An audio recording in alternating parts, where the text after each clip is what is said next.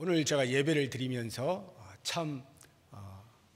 이것을 공교롭다라고 말을 해야 할지 하나님의 섭리라고 말을 해야 할지 제 신앙으로는 당연히 하나님의 섭리라 이렇게 말을 하고 싶습니다만 우리 기독교 역사에서 하나님 앞에 사도신경과 주기도문은 빼놓을 수 없는 두 축의 고백이라 이렇게 할 수가 있는데 이것을 다 오늘 가락에 담아서 이렇게 부르게 된 것이 어찌된 영문인지 사실 주보를 보면 오늘 할렐루야 찬양대 제목이 주가 나를 승리케 하심 다음 주 곡목인데 오늘 나왔어요.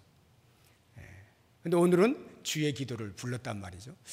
저는 하여튼 마음 깊은 곳에서 참 감사가 있습니다. 혹시라도 여러분들 가운데에서 이제 우리의 신앙을 고백할 때 이 사도신경을 하는데 내가 왜 고백할 기회를 안 주는 거야? 라고 혹시 생각하시는 분이 만에 하나라도 계신다고 하면 그 찬양 속에 같이 아멘으로 화답하면서 이미 고백되어져 하나님 앞에 올려진 것임을 잊지 마시고요. 얼마든지 그렇게 하나님께서 우리의 고백을 받으실 수 있다 하는 것 기억하시고 만에 하나를 위해서 제가 다음 주 목회 칼럼에다가 그럴 수도 있는 것들에 대하여서 쓰도록 하겠습니다. 아무튼 감격스러운 예배 시간인데 제가 오늘 예배를 드리러 이렇게 나올 때 거울을 보면서 이제 옷 매무새를 이렇게 만지는데 오늘따라 말씀의 내용이 그렇기도 합니다만 나는 행복하다 이런 생각을 했습니다. 나는 행복한 목사로구나. 아침에 눈을 떠서 하나님 앞에 영광스러운 예배를 드릴 수 있다 하는 것 자체가 행복한 것일 뿐만 아니라 그것을 사랑하는 성도님들과 함께 예배한다는 것을 생각할 때 참 행복하다 하는 생각을 했습니다. 물론 만약 우리 여러분들이 저를 막 괴롭히는 분들이라고 한다면 제가 행복할 리 없겠죠. 인상 쓰고 오늘도 어떻게 하나 이러겠지만 그 하나님을 향한 순수한 믿음의 모습들을 제가 평소에 이렇게 대하면서 보고 싶은 얼굴들이라고 하는 생각이 들을 때에 제 마음속에 빨리 더 달려가고 싶은 거예요. 사실 매주일 그렇게 해야 마땅하지만 사람인지라 그러지 못한 채 그저 그냥 예배에 집중하여 긴장하고 나오는 경우가 많습니다. 근데 오늘 이제 말씀이 저에게 그런 도전을 주기 때문에 특히나 더 생각을 해본 거예요. 사실 우리는 매번 예배를 드릴 때마다 옆에 계신 분들 늘 계시는 분들이죠. 늘 계셔요. 항상 계시기 때문에 소중한 줄 모를 수가 있습니다. 늘 있는 사람, 늘 예배드려 나온 사람. 그래서 얼마만큼 보고 싶은 사람이냐라고 하는 것에 대한 감각이 무뎌진 채로 그저 모여서 예배를 드리고 흩어질 수도 있다 하는 것입니다. 그래서 제가 일부러 오늘 여러분들의 얼굴을 떠올리면서 솔직히 고백하면 다 떠올리지 못합니다 제가. 그러나 하여튼 그 순간에 막 떠올리면서 그 보고 싶은 얼굴에 대하여서 감격을 가지고 이렇게 나왔거든요. 우리 옆에 있는 분들하고 인사를 나누겠습니다. 보고 싶었습니다. 안 보고 싶으신 분들은 쑥스럽죠. 그걸 하려면 보고 싶었습니까? 네, 우리가 보고 싶은 심정으로 나와야 됩니다. 그랬을 때 우리 아버지께서도 야 이놈들이 말이야 하면서 그 사이좋은 모습을 보고 그 예배를 기쁨으로 받지 않으시겠습니까? 제가 우리 교회에 부임하고 얼마 되지 않아서 어디서 했는지 모르겠습니다. 아무튼 한 번 말은 한 것 같아요. 제가 2002년도에 이제 공부를 마치고 귀국을 했는데 잠시 시간이 있어서 제가 이제 부모님 댁에 기거를 하는 동안에 이렇게 아침에 TV를 보았습니다. 아침마당이라고 하는 프로그램인데 지금도 하는지 모르겠어요. 이금희 씨가 진행하는 거였는데 그날 그러니까 매일 그 프로그램 내용이 달라요. 일주일 중에 하루는 사람을 찾는 것이었습니다. 이렇게 만나는 거예요. 그 프로그램 하는데 제가 그거 보고 거기 나와서 우는 사람보다 더 울었던 것 같아요. 정말 가슴이 막 저미도록 많이 울었거든요. 제가 이렇게 이제 타향살이 오래 하다가 고향에 돌아와서 귀국을 해서 이 감정이 좀 이렇게 순화가 돼서 그랬는가 모르겠습니다만 아무튼 그 프로그램 보면서 거기서 이제 몇십 년씩 헤어졌다가 만난 사람 얼굴도 모르는데 맞춰가지고 만난 사람은 별 사람이 다 있는데 얼마나 울겠어요. 근데 제가 막 같이 막 목 놓아서 우는 그런 그 경험을 제가 해보았습니다. 그런데 오늘 말씀을 준비하다가 제가 그때 그 감격보다 더 진한 만남, 재회하는 장면을 보게 된 것입니다. 요셉이 그의 형들과 만나는 장면인데요, 너무나 이것이 감동적이어서 그때와 비교해 봤을 때 비교도 안 될 만큼 이것은 정말 어마어마하다, 이런 생각이 드니까 이것에 대해 제목을 붙이려고 하는데 마땅하게 어떻게 제목을 붙일까, 뭐라고 해야 되지 고민하다가 이렇게 붙였습니다. 세상에서 가장 아름다운 재회. 더 이상 어떻게 제가 표현을 할 수가 없어요. 가장 아름다운 재회다라고 하는 것이 그냥 쑥 들어오는 것이에요. 왜냐하면요, 요셉이 형들을 그렇게 보고 싶었는데 결국 만나게 되었기 때문에 아닙니다. 얼마나 오랫동안 보지 못하여서 어쩌다 한번 보게 된 그것 때문에 감격스러워서 아닙니다. 요셉이 몇 년 만에 형들을 보았는지 아세요? 공교롭게도 그 아버지 야곱이 에서를 만날 때가 타향살이 20년 마치고잖아요. 요셉이 20년이 지나서 형들을 만납니다. 17살에 형들에 의해서 팔려갔잖아요. 30살에 국무총리가 되지 않습니까? 13년이 흘렀죠. 그리고 풍년 7년 지나고 흉년이 들던 그 해에 형들을 만난 거거든요. 그러니까 20년이 지나서 만나요. 참 공교롭죠. 그렇게 오랜 세월 못 보다가 만났기 때문에 너무나 감동스러운 그 재회인가? 아닙니다.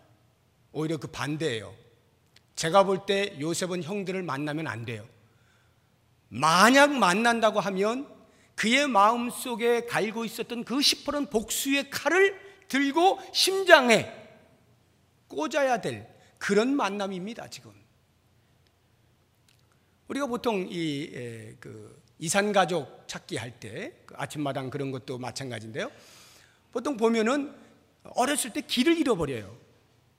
엄마 손을 잡고 가다 놓쳐가지고 헤어져서 나중에 만나는 뭐 이런 게 보편적이고요.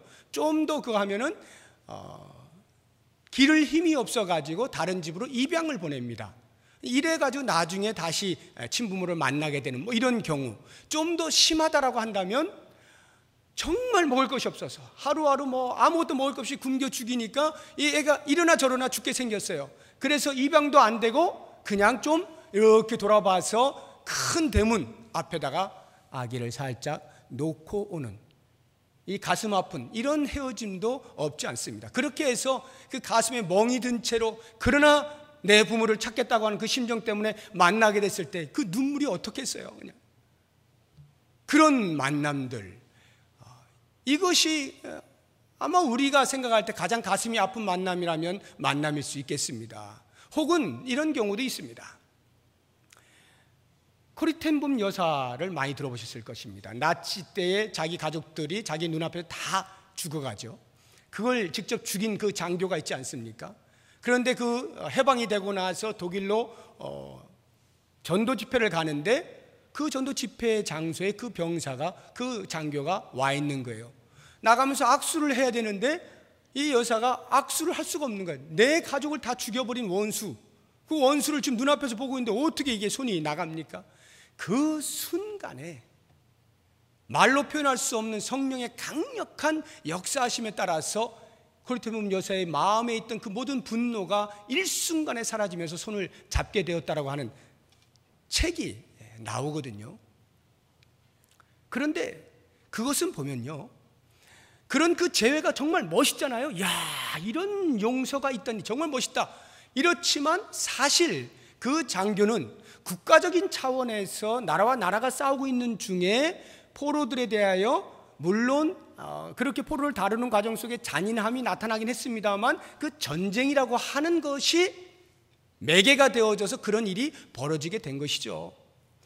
우리나라에도 사랑의 원자탄으로 불리우는 손양원 목사님께서 당신의 두 아들을 죽인 그 친구를 데려다가 양자로 입양을 시키지 않습니까? 이건 뭐 말로 표현할 수 없는 놀라운 재회죠. 여기에도 큰 감동이 있는 재회입니다. 그러나 이것도 역시 마찬가지로 이 목사님의 아들을 죽인 자는 이데올로기에 의해서 죽인 거예요. 공산주의라고 하는 이데올로기가 들어오니까 그리스도인들을 놔둘 수가 없는 것이고, 몇 번 말을 해도 말을 안 듣고 끝까지 신앙을 지키려고 하니까 죽일 수밖에 없었던 것입니다. 이데올로기의 희생양이다, 이렇게 보시면 됩니다. 그러니까 우리의 어떤 재회라고 하는 것은 아무리 극적인 것들을 우리가 만난다 할지라도 나름대로의 어떤 일말에, 그래서는 안 되지만 그래도 이해할 만한, 그래서 그렇구나 라고 하는 뭔가 핑계거리, 변명거리가 한두 개씩은 있어요. 그런데 요셉의 경우는요, 제가 아무리 눈 씻고 봐도 그게 없는 거예요. 다른 사람도 아니고 피부치입니다. 형제가 자기를 죽이려고 했던 거예요. 그러다가 손에다가 피 묻히는 거 더러우니까 그러지 말고 그냥 팔아 넘겨버리자. 요즘 말로 하면 인신매매를 당한 겁니다. 자기 형제들에 의해서 형들이 자기를 팔아 넘긴 거예요. 왜요? 미워서. 그러니까 상황이 어쩔 수 없어서가 아니라 고의적으로 악의를 가지고 일부러 팔아 넘기고 고소해 이러고 있었던 형제들을 20년 후에 만났을 때 그 만남에서 무슨 아름다움을 발견할 수가 있겠어요? 거기에서 무슨 용서라고 하는 단어가 가능하겠습니까? 그런데 오늘 본문의 말씀을 보면 요셉이 그들을 껴안고 와락 눈물을 쏟아버린 그 사건을 보게 되면서 도대체 이 용서가 어디에서 나온 것이냐, 어떻게 가능한 것이냐라고 하는 것에 대하여서 저로서는 이렇게밖에 표현을 할 수가 없는 거예요. 세상에서 가장 아름다운 재회할 수 없는 상태의 사람들이 만나 그 눈물방울들이 모여 용서라고는 열매를 맺어 화해의 손들을 내밀고 있는 이 모습을 보게 될 때 오늘 이 시대에 살고 있는 우리들의 마음 가운데 큰 도전을 주고 제 마음 속에도 역시 큰 도전이 되어져서 같이 은혜를 나누려고 합니다. 우리들은 조금만 나에 대하여서 안 좋은 소리를 하거나 안 좋은 감정을 보이거나 하면 금방 삐치지 않습니까? 토라지지 않습니까? 가슴이 쓰라리지 않습니까? 그리고 상처받았다라고 말하지 않습니까? 이것이 보통 우리들의, 그리고 미워하죠. 저것만 없으면 말이야. 심지어는 이것이 우리 이 가까운 신앙 공동체 안에서도 얼마든지 존재할 수 있고요. 같이 예배드리고 있는 이 자리에도 그런 마음을 가지고 있는 사람이 함께 공존하고 있을 수 있는 이 정도로 우리들은 미움에 대하여서 어떻게 해결하지 못한 채 놔두고 그냥 살아가는 그런 삶을 살고 있는지도 모르겠습니다. 바로 이와 같은 때에 오늘 요셉이 과연 어떠한 경로를 거쳐서 용서할 수가 있었는가 하는 것들을 보면서 우리의 시금석으로 삼고자 하는 것입니다. 요셉이 용서했다. 물론 요셉이지, 요셉이야, 역시 요셉이야. 하나님만 경외하는 자니까 마땅히 그렇게 해야지, 우리의 모범이 되려면 그래야지 하고 간단히 치부해버리면 이거 싱겁습니다. 왜냐하면요, 요셉은 비록 용서는 하였지만 그리 간단하게 용서한 게 아니에요. 제가 보니까요, 요셉이 용서하기까지에는 어마어마한 시간이 필요했더라고요. 과정이 있었더라고요. 그 과정을 요셉이 만들고 있었더라고요. 성경에 보게 되면요, 42장 7절에 요셉이 처음으로 형제들을 만납니다.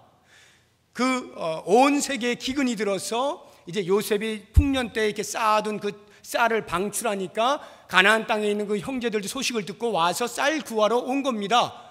형제들은 모르죠, 요셉인지. 그냥 저라고 쌀 좀 주세요 하는데 보니까 자기의 형제들인 거예요. 요셉이 그 형들을 만나는 그때로부터 해서 만약 그의 마음에 하나님의 사람, 하나님을 경외하는 사람, 그거 이제 다 잊어버려, 과거 것을 금방 그렇게 계속 생각해 하고는 용서를 하는 사람이었다라고 한다면 아마 그 자리에서 곧바로 I am Joseph 이렇게 얘기를 했을 거예요. 나 요셉이야, 형 눈 뜨고 봐, 나 요셉이에요 이러고 그냥 그 자리에서 바로 와락 껴안았을 것 같습니다. 그런데 42장 7절에 만난 요셉은요, 언제 껴안느냐? 오늘 우리가 읽은 이 45장에 와서야. 그러니까 42장, 43장, 44장 자그마치 3장의 실려 있는 그 내용의 시간이 흐른 다음에야 비로소 껴안을 수 있었다 하는 것입니다.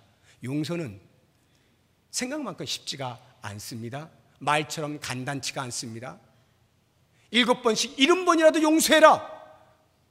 하나님 말씀은 있지만 그것을 실제로 내 삶 속에서 녹여내서 그렇게 시행하기까지에는 그리 만만치가 않아요. 우리 인생의 이 성정이 그렇다 이 말입니다. 요셉도 마찬가지예요. 그래서 그 오랜 시간이 흘렀는데 그동안 뭘 했느냐? 요셉이 형들을 시험을 합니다. 좋은 의미에서 형들이 과연 지금 어떤 상태에 있는지, 과거 20년 전에 자기를 팔아 넘길 만큼의 그 잔인함이 그대로 있는 것인지, 아니면 형제에 대한 사랑의 마음이 있는 것인지 그것을 확인하고 싶었습니다. 그래서 요셉이 한 첫 번째가 뭐냐면 정탐꾼으로 몰아버리는 거예요. 너희들 쌀 얻으러 온 게 아니라 우리나라에서 뭐 있나 없나 정복해내려고 정탐하러 온 거지? 하고 정탐꾼으로 몰아버립니다. 그러니까 얼마나 깜짝 놀래요. 아유, 우리는 쌀 얻으러 온 사람이에요. 우리는 가나안 땅에 사는데요, 한 사람의 아들들로서 원래 12명이었는데 한 명은 없어지고요, 한 명은 지금 아버지랑 같이 있고요, 우리 10명이 온 겁니다. 우리 진짜예요.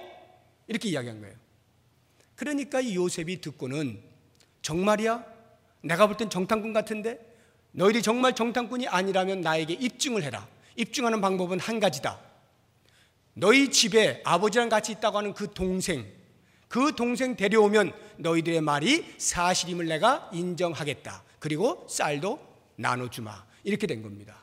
그리고는 그때까지는 너희 가운데 한 명은 여기 있어야 되겠어 하고 한 명을 붙잡는데 시므온입니다. 시므온이 딱 붙잡힙니다. 바로 그때 형제들이 난리가 났잖아요. 이게 웬 날벼락입니까? 쌀 얻으러 왔다가, 돈 주고 쌀 사러 왔다가, 이게 웬 날벼락이에요? 이방 땅에서 그 어마어마한 애굽이라고 하는 나라에 한 명이, 자기들 형제 가운데 한 명이 붙잡혀서 볼모로 잡히게 생겼으니 이 웬 날벼락입니까? 그리고는 그들이 모여서 웅성웅성 되기 시작합니다. 42장 가보시기 바랍니다. 42장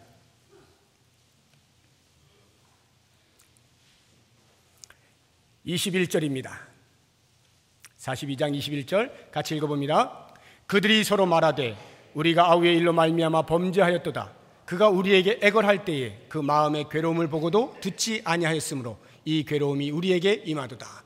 지금 요셉은 애굽말로 하고 있는 거예요. 통변을 세워가지고, 통역사를 세워가지고 애굽말로 말하고 있으니까 요셉인 줄은 생각지도 못하고 있는 것이고, 이 형제들이 자기들끼리 말을 하는 것입니다. 야, 그 20년 전에 그때 그 요셉 우리가 팔아가지고 바로 그 죗값을 지금 이렇게 치르는구나. 그때 요셉이 그렇게 애걸애걸하면서 살려달라고 했을 때 우리가 그 마음의 괴로움을 알면서도 모른 척하고 그냥 훌쩍 팔아 넘겨버렸더니 그 죗값을 지금 우리가 받는다고는 가슴을 치고 있는 것입니다. 요셉이 그걸 보는 거예요. 요셉의 마음이 어땠겠어요? 세상에 자기 이야기를 자기 앞에서 하고 있잖아요. 그러니 그 솟아오르는 감정을 억제할 수 없어서 그 자리를 피해가지고 골방에 들어가서 실컷 울고 나옵니다. 그 다음에 보면은 24절에 나오죠. 요셉이 그들을 떠나가서 울고 다시 돌아와서, 안 울 수가 없는 거죠. 북받쳐 오르는 겁니다. 이 형제들이 어떻게 해서 20년 전에 있었던 그 일을 기억할까? 바로 이 순간에 저는 이게 의아스러웠어요. 묵상을 해보면 이런 것 같아요.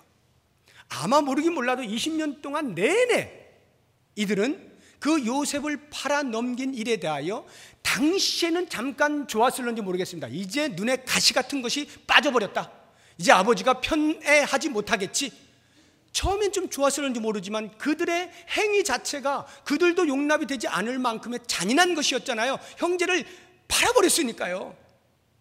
그것이 마음에 늘 짐이 되어져 가지고 아마도 죄책감에 사로잡혀 살고 있지 않았을까 하는 생각이 들고요.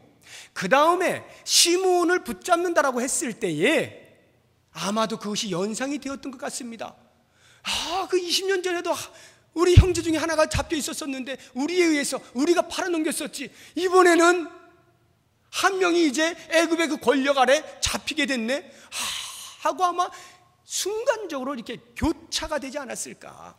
그러면서 그 요셉에 관련되어졌던 자기들의 행위에 대하여서 뉘우치고 가슴을 치는 모습이 나타납니다. 요셉이 바로 그 모습을 보고 싶었거든요. 형들이 그것에 대한 마음의 일말의 양심을 가지고 있구나 하는 것을 확인할 수 있었습니다. 자, 그렇게 해서 시몬은 붙잡히고 양식을 사가지고 또 여행길에 먹을 것도 챙겨가지고 그렇게 떠납니다. 중간에 보니까 이렇게 가방을 여는데 자기들 돈 주고 산 그 돈이 그대로 들어있는 거예요. 쌀은 있고 돈도 그대로 있고. 깜짝 놀랐습니다. 다시 돌아가서 돌려주자고 하니 도둑놈 취급받을 것 같고. 그래서 할 수 없이 집으로 와서 아버지한테 자초지종을 이야기합니다. 이렇게 보니까 돈이 들어와 있어요. 야, 니들 어떻게 이렇게 했냐. 시몬이 붙잡힌 것만 해도 지금 가슴이 아프고 돈 지금 이렇게 해서 다시 또 가서 어떻게 변명할 수도 없고 이러지도 저러지도 못하는 진퇴양난에 걸렸습니다. 그때에 루벤이 이야기합니다. 아버지, 지금 시몬이 붙잡혔는데 베냐민을 데리고 가서 보여주면 그 국무총리께서 우리의 말을 진실로 인정하고 돌려보내준다고 했으니 베냐민 좀 붙여주세요. 저한테 좀 저랑 같이 갈 수 있게 해주세요. 만약에 아버지가 그것을 용납할 수 없다면 저에게 두 아들이 있지 않습니까? 그 두 아들 마음대로 하세요. 죽이든지 살리든지 마음대로 하세요. 제가 반드시 가서 데리고 오겠습니다. 그런데 야곱이 말합니다. 무슨 소리냐 얘야. 요셉도 찢어 죽임을 당하고 시므온도 붙잡혀 죽은 것과 다름없는데 베냐민까지 잃어? 안 돼, 안 돼. 내 하나밖에 없는 아들 못 잃어. 야곱이 그렇게 말합니다. 아들들이 앞에 있는데 왜 하나밖에 없습니까? 자기가 사랑하는 아내 라헬에게서 난 자식 요셉과 베냐민 둘인데 요셉 죽었다고 생각하고 있으니까 베냐민 하나밖에 안 남은 거예요. 베냐민마저 잃어버리면 이제 자기의 사랑 자체가 완전히 없어지는, 존재 의미가 없어지는 거예요. 너희들이 나를 지옥으로 몰고 가느냐?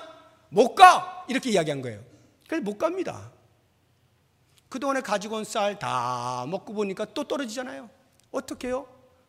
야곱이 그때 일을 잊었는지 얘들아 또 쌀 가지러 가야 되겠는데 그때 자녀들이 말합니다. 아버지 못 갑니다. 우리 그냥은 못 가요. 그때 분명히 그분이 그렇게 이야기했거든요. 베냐민 안 데리고 오면요 우리는 가면 죽습니다. 유다가 이야기합니다. 아버지 저를 한번 믿고 베냐민을 보내주세요.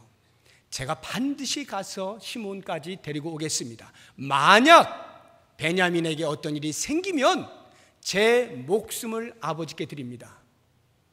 제 목숨을 담보로 할 테니까 저를 믿으시고 베냐민을 보내주세요. 이렇게 이야기를 합니다. 자, 그때 이 야곱이 심경의 변화가 일어났어요. 먹을 것이 없으니까 그럴 수도 있었겠습니다만 아마 어떤 변화가 있었는지 그래 알았다.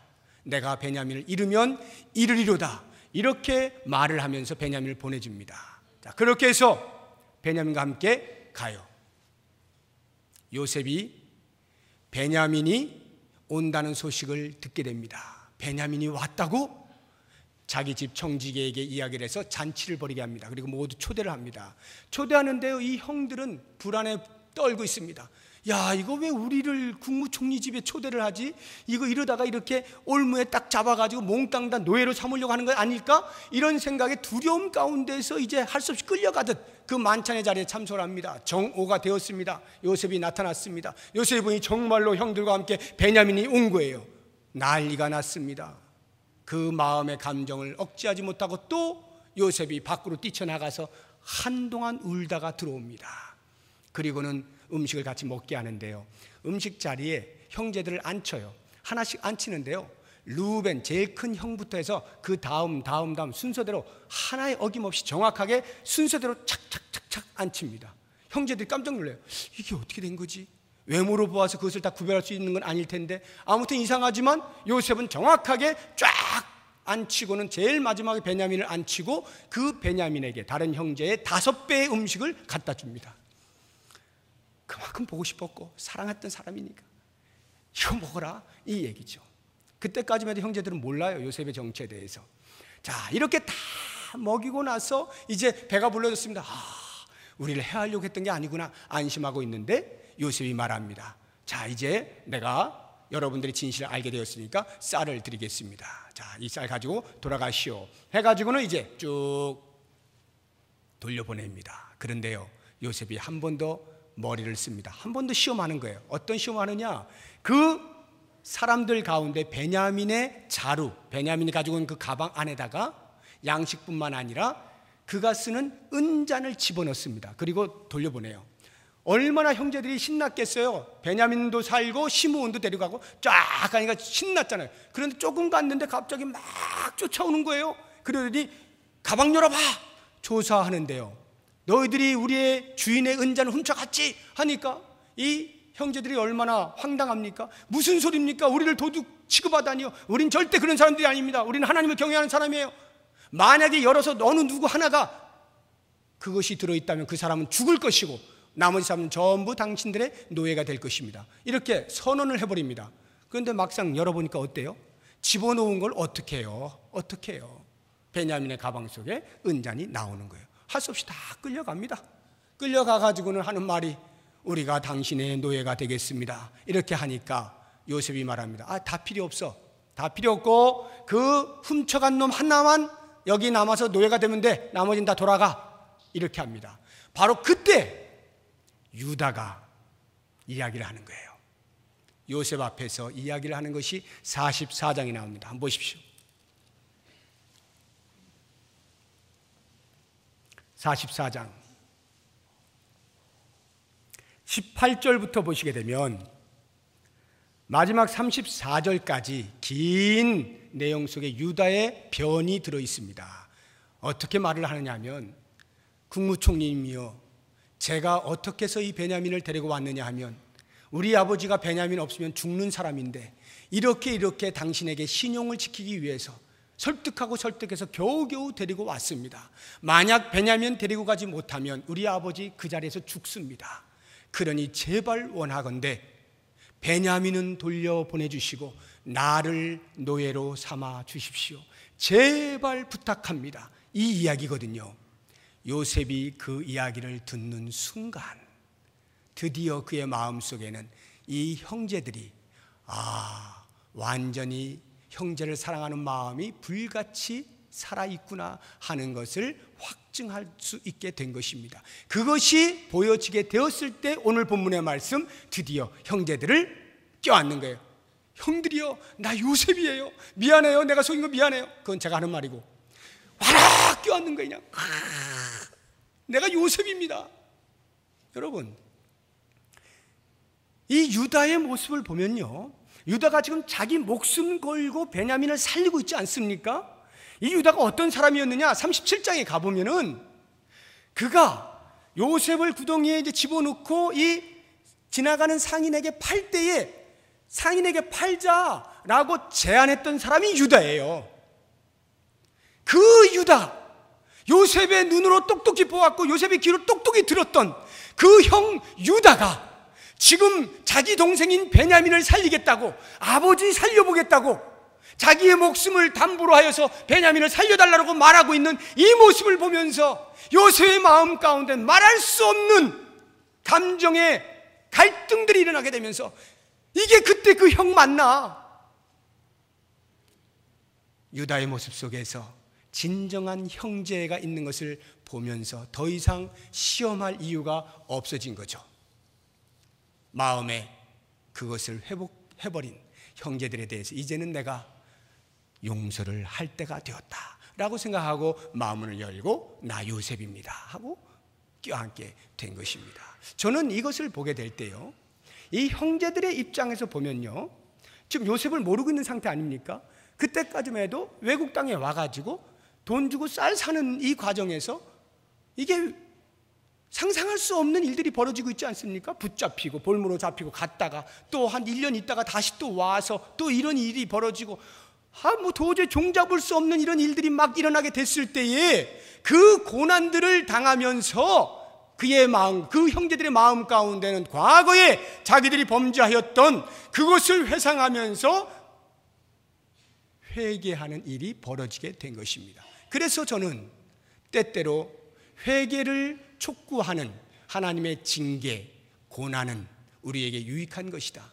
우리로 하여금 하나님께로 바로 가게 만들고 회개하게 만드니까 오히려 유익한 것이다 하는 것이고, 그러한 고난을 받게 될 때 빨리 정신을 차려서 하나님의 징계인 것을 깨닫고 돌아와서 회개하는 것이 최상책인 것입니다. 그렇게 형제들이 회개를 하게 되었을 때에 상봉에 세상에서 가장 아름다운 재회가 일어난 것 아니겠습니까? 그렇다고 하면 이 회개라고 하는 것은 과연 무엇이냐? 말로만 회개한다고 해서 회개가 아니라 내 생각의 변화, 내 행동의 변화, 상대방에 대하여 용서를 구하는 진실한 태도, 이것이 다 포함되는 것이 회개입니다. 그런데 이런 회개를 하지 않는, 입으로만 하는 회개는 용서를 이끌어내지 못하는 것을 보게 됩니다. 진정한 회개만이 용서를 이끌어내는 실마리가 됩니다. 저는 이것에 대해서 영화 밀양이라고 하는 것을 통해서 똑똑히 보았습니다. 2007년도에 개봉한 작이죠. 전도연이 주연을 한 것입니다. 제 기억으로 그때 제자훈련 제가 처음으로 우리 교회에서 실시하던 때인데, 여름방학을 맞이해서 숙제로 밀양 보고 오십시오 이렇게 숙제 내줬어요. 그래서 하반기 때 그거 보고 다 같이 토론하고 했던 적이 있는데요, 이때에 이런 일이 있습니다. 그 전도연이 남편을 일찍 잃고 아기와 함께 그 남편의 고향이었던 밀양으로 내려가서 피아노 학원 하면서 근근히 살아갑니다. 그런데 얕잡아 보이지 않기 위해서 돈이 많은 사람인 것처럼 가장에서 막 땅 보러 다니고 막 이럽니다. 거짓말로. 그것을 보고 있던 주변에 있는 어느 한 사람이 이 돈 많구나, 돈을 빼먹어야겠다 해고는 그 아기를 납치를 해, 유괴를 합니다. 그래서 돈을 요구하는데 이게 뭐 돈이 있어야지 뭐 어떻게 해보죠. 안 됩니다. 시간만 흘러가요. 그러다가 이 아이가 죽어요. 유괴범에 의해서 죽습니다. 결국 나중에 그 유괴범을 찾아요. 그 유괴범이 바로 자기 옆에 있던 사람이에요. 친한 사람이에요. 근데 그 사람이 이제 감옥에 들어갔어요.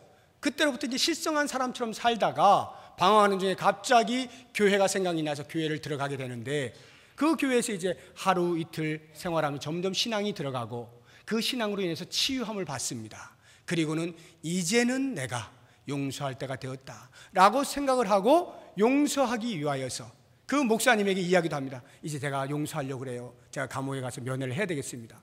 목사님이 얼마나 신이 났겠어요. 그래요, 그렇게 하십시오 하고는 보내주었습니다. 면회를 하는데요, 이게 웬걸, 그 유괴범이 나오는데 해같이 빛나게 나오는 거예요. 환하게 나오는 거예요. 어찌된 영문인가 보았더니 그 사람 하는 말이 이렇습니다. 저는 이곳에서 신께서 저를 용서해 주신 것을 경험했습니다. 저는 신으로부터 용서를 이미 받았습니다 하면서 평안한 얼굴로 전도연을 만나는 거예요.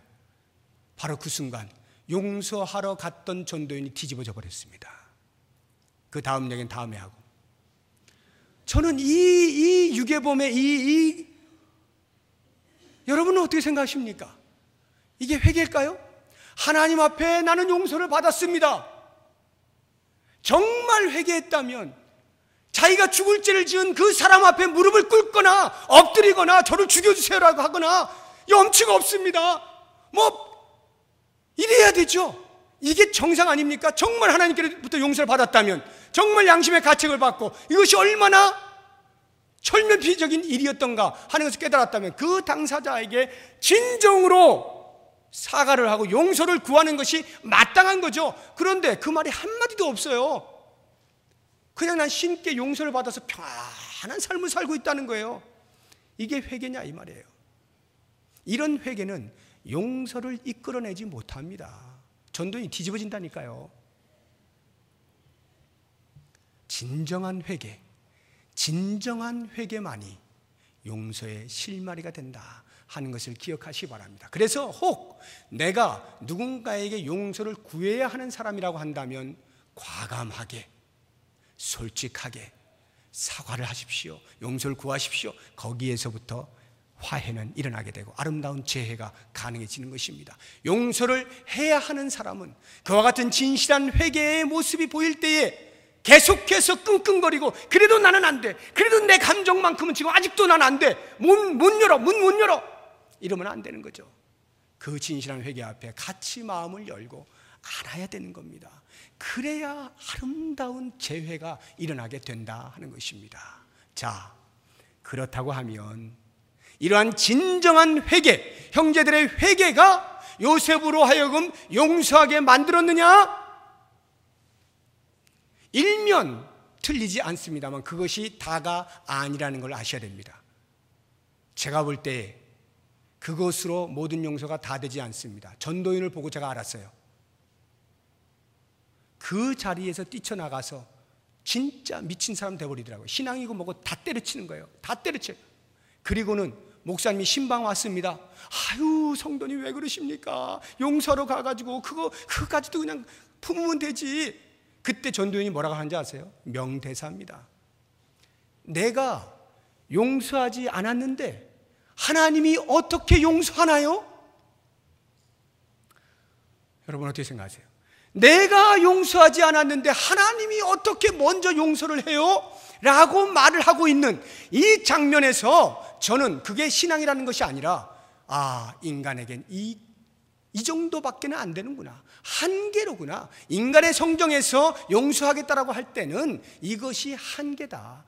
적어도 상대방이 진실한 회개를 할 때, 그래서 내 감정이 그것으로 인하여 녹아질 때 그때나 겨우 용서할 수 있는 거지, 상대방이 뻔뻔스럽게 얼굴 들고 들이밀고 있는데 걷다 대놓고 내가 그래 다 잊어버려 못한다 이 말이에요. 이게 그 사람뿐만이 아니라 우리 모든 인간을 대변해주고 있다라고 저는 보여지는 것입니다. 요셉이 별 볼 일 있겠습니까? 제가 볼 땐 요셉은 그 사람보다 더하면 더했죠. 요셉도 똑같은 인간이에요. 용서할 수 없어요. 그러면 과연 어떻게 20년 만에 만난 그 형제들, 비록 회개는 했다고 할지라도 어떻게 완벽한 용서가 가능했느냐? 그 다음 이야기가 중요한 것입니다. 하나님의 섭리를 깨달았기 때문이다 이거예요. 요셉은 하나님의 섭리를 보았습니다. 언제요?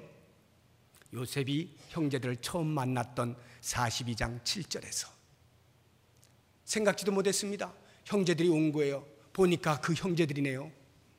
그 순간 요셉은 지금까지 자기의 모든 삶이 파노라마로 지나갑니다. 꿈꾸었던 것부터 생각합니다. 이야, 그 꿈이 이거구나. 형제들이 와서 절하잖아요. 쌀 주세요. 그냥 꿰어 맞춰지는 거예요. 애굽으로 팔려갔을 때 이야, 이게 일을 위해서였구나. 감옥에 갇혔을 때 그때는 몰랐죠. 이야, 이것이 그 술 맡은 관원장 꿈 해석해 주려고 나를 감옥에 넣으신 것이었구나. 그 꿈 해석해 줬는데도 그 사람이 모른 척하고 2년을 그냥 지나갔는데 알고 보니까 2년 후에 바로의 꿈을 해석하게 하시려고 그렇게 하나님이 모른 척 하셨던 것이구나. 바로의 꿈을 해석해 주었더니 이게 바로 나를 국무총리로 세우려고 했던 것이구나. 나를 국무총리로 세우신 것이 이렇게 우리 백성들을 살리려고, 생명을 보존케 하려고 했던 것이로구나. 이것이 한순간에 쫙 깨진 거예요. 마치 퍼즐이 막 퍼져 있는데 그것이 쫙쫙쫙쫙 해서 마지막 하나 팍 맞춰지면서 완성된 그림을 보는 것처럼 요셉은 그 하나님의 자기의 삶 속에서 진행해 오셨던 모든 섭리들을 한순간에 보게 되면서 여기에서 그는 형제들에 대하여 마음을 놓을 수가 있게 된 거예요. 그 모든 분노, 그 모든 복수, 이러한 것들을 다 내려놓을 수가 있게 된 것이죠.